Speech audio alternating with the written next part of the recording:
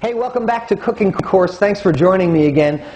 Here at Cooking Course, we don't talk about fine cooking. We talk about cooking coarse, actually trying to get dinner done for you and your family for the night. Doesn't have to be fancy, but it can be better. It can go from, hey, this is pretty good, to wow. And some of these small bits and pieces of skills that I'm showing you, I hope that you come up with your own repertoire, ways that you like to cut items, ways that I might show you to fillet something, new inspirational ways to saute or make sauces. You take these bits and pieces of information, write your own recipe book. It can't be wrong if it's yours. If you made it up, can't possibly be wrong. So this is what I'm trying to inspire people to do. Be creative with it and don't follow these recipes. One of the skills that we can learn is cleaning green peppers. And this is a really cool way to do this, because the problem with the green pepper is that you've got this cage inside with all the seeds. And the mistake a lot of people make is taking out their knife and chopping the top of the pepper off, or chopping it in half and spilling all the seeds all over the cutting board.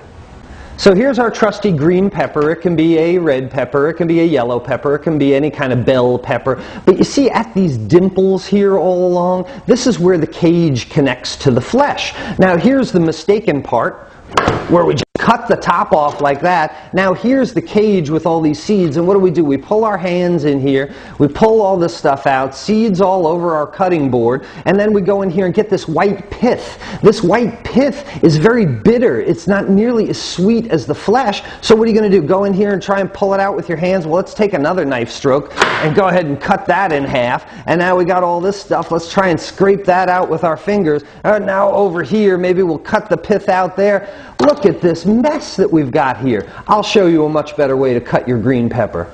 If we want to clean this green pepper in a fashion that doesn't have the seeds spilling all over the cutting board and making a whole bunch of mess for us, as well as give us a nice fillet of the flesh that we can then go ahead and julienne or dice, I'll show you how to do it in much fewer cuts. This is the more appropriate way to do it. Alright, now here's my green pepper that we've already explained. At these dimples is where that white pith attaches to the flesh. So what I'm going to do is, in the contour of the pepper itself, start my first knife cut up here at the top and run the knife between the flesh and the pith. So you see how my knife there is naturally carving that cage out. I'll bend the knife toward the bottom, and my first cut leaves this pith intact and gives me this nice fillet that doesn't have much of the white pith on it. My second cut now with my knife,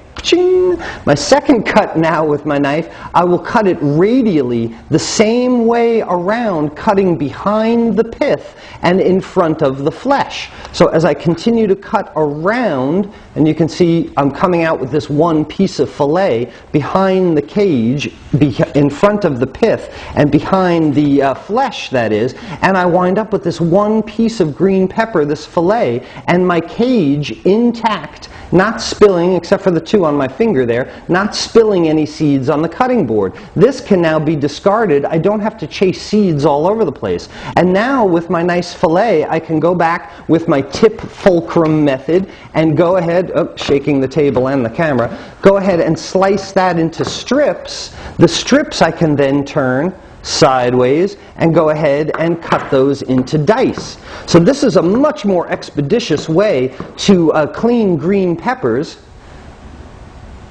Don't ever wipe the knife with your finger like I did. This is a much more expeditious way to clean green peppers and not have to chase the seeds all over the cutting board. Now with these nice fillets that I have, there's a lot of different things that we can do with these. And these are just green peppers that you saw we can cut into julienne strips for like fajitas or stir fry or something like that. But keep this in mind. Remember this episode, or write down the number or something, because when we get closer to holiday time, we start talking about holiday appetizers. We're going to show you how to roast and, in a similar fashion, carve the cage out and fillet a red pepper. When you roast and fillet the red pepper, or we could fill it with goat cheese or any kind of fillings and roll it up, cut it, and you have this red and white pinwheel as a great appetizer for the holidays. So remember the way we carved this green pepper today. It's going to come in handy in a few other methods that we do. Thank you again. Oh, but thank you for your comments, by the way. Those that have been sending me comments either on the video blog at WordPress or on your YouTube comments, I do appreciate them. I try and answer all of them. If you have some suggestions for topics that you'd like to see, sure, send them to me. But tune in again tomorrow on Cooking Coarse. We'll be showing you more tidbits of information that you can put your own ideas together, demystify some of these recipes, and share some chef secrets to give you confidence to get back in the kitchen. We'll see you tomorrow.